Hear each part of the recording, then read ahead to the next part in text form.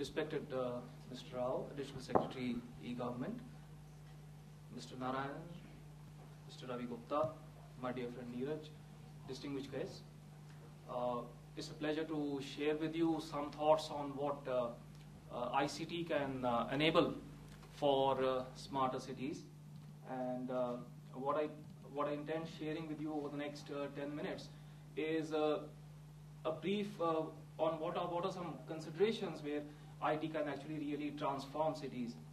One of the things which I actually found very interesting from Mr. Rao's initial comments were that the cities initially were set up where the rivers were, that is a source of livelihood.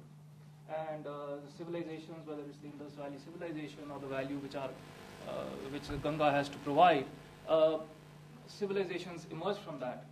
I believe when we come to the modern age, cities would be where the citizens feel they are being cared for. This is where businesses will feel comfortable in making their businesses profitable. It would be a place where the facilities of health, education, safety, these are things which will drive the development of the cities. And the question that needs to be asked from an ICT perspective is that, can ICT play that transformational role? Can information technology, rather than just being an enabler, but just can also play the role of transforming the way our cities function? So that's the thought which I have, and I want to share with you. So when we look at smart cities, I think the first couple of things which happen. On one hand, it's all about understanding the citizen. It's about connecting with the citizens, with the businesses.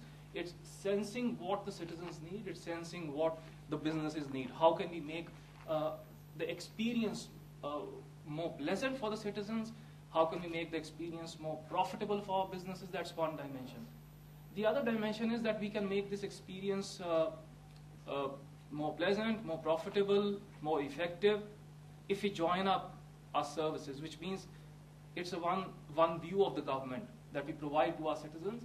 We provide a single view of a government to businesses. So that's basically how do we join up various government departments, various government functions, and deliver those services. And inherent in this is that how do we manage this change? The city conditions will change, the environmental factors will change, the political dimensions will change, the external conditions will change. So how ready is the city to actually enable that change? And these are the key considerations from a smart city perspective. The citizens, the joined up government, as well as the ability to manage that change and drive the change so that we are in a position to not only sense the change but also respond to change effectively. Coming to what kind of some of the technology interventions which actually enable this. So the first one which is there is provide a single view for a citizen. Now, some of the key initiatives which we see in the government of giving a unique identity to a citizen, that's the foundation to understand the citizen better. So if one were to understand that, can we consolidate what all information that we need about a citizen in one place? So that's one element of the foundation where we provide a single view of a citizen. The second thing is how do we create a single channel or a single face of the government for the citizen to interact? So some of the things which we've seen for smarter cities is a single point of contact. It can be a portal, or it can be a single telephone number to call, or what we call as a single non-emergency number. A number of cities are undergoing that transformation where it's a single number which a citizen calls up for his services, for what his requests are, and what help he needs from the government. So he's actually sort of insulated from the complexity of the government and the overall working of the government, and he is provided with a single number to deal with. The other aspect about technology is service delivery.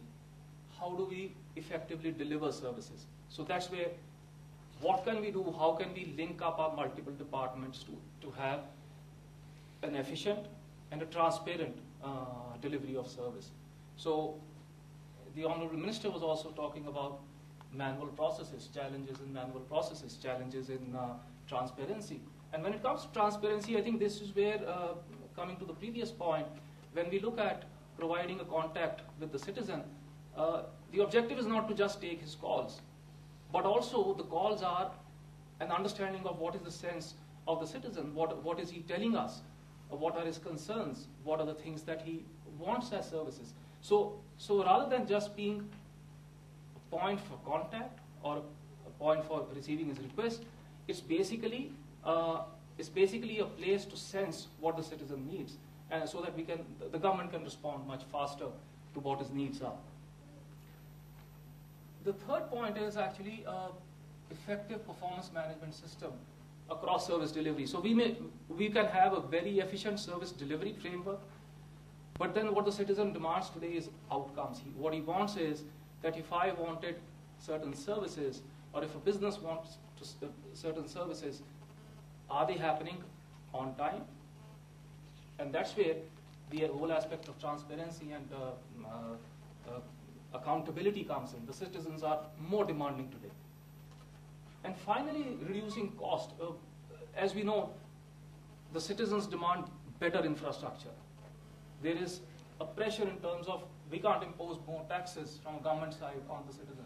So how do we make sure that the IT investments themselves are profitable? So I think that's where, I see this linkage, what Mr. Rao mentioned as a strategy actually, that there is a common regulation of the Municipal Act. There's a common regulation, there's a common working.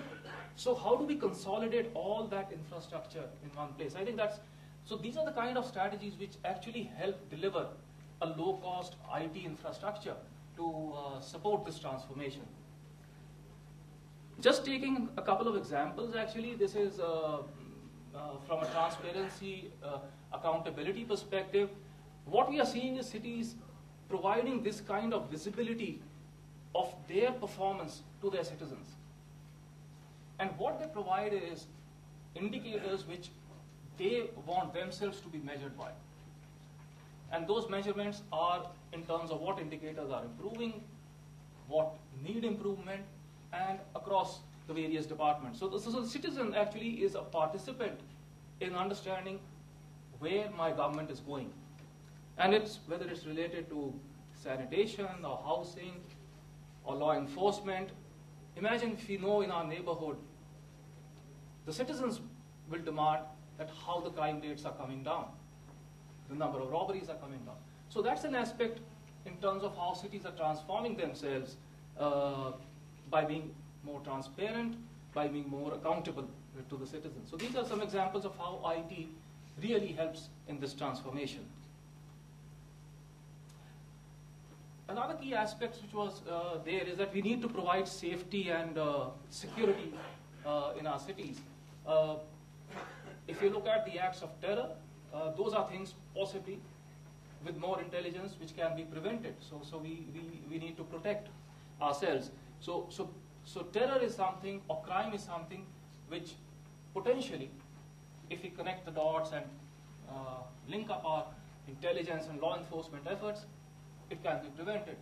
But when it comes to natural disasters or other incidents of what you call disasters, then it's a question of how rapidly we can respond. So one of the infrastructures or one of the key elements of using IT within a city would be how can we proactively respond to the threats that we face? How can we proactively identify threats, counter those threats? And then how do we have the ability to respond to any disasters? So that is another key element where technology helps in. So technology should support intelligence gathering and countering, preventing crime and threats, and should have the ability that in the case of a disaster, how effectively the various agencies which are responsible for addressing and responding to that disaster are working together to achieve the outcomes for managing that disaster. So just wanted to close with a thought in terms of what can be the architecture